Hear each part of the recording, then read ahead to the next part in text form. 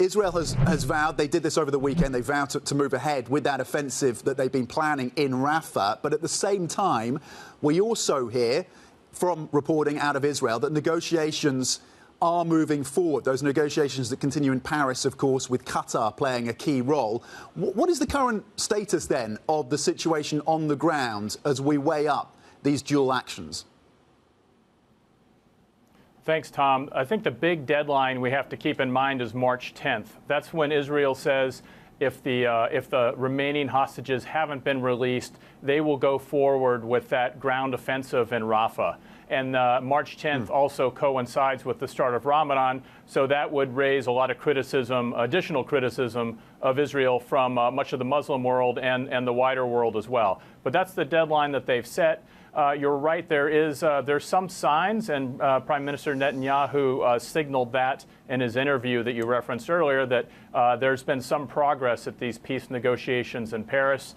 The U.S. has said it hasn't seen that plan to evacuate citizens, but Prime Minister Netanyahu also went ahead and said that kind of regardless of whether there is a temporary ceasefire, Israel does plan an offensive in Rafah, either before or afterwards. I think his quote was essentially, without a total victory, we can't have peace.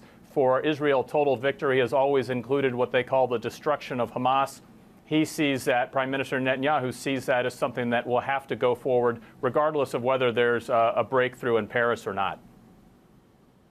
OK, and we know that the humanitarian situation in Gaza has obviously been dire for weeks. We're hearing reports from the United Nations and others about the situation on the ground for those 1.5 million civilians in Rafah. What would an offensive in and around that densely populated area mean then?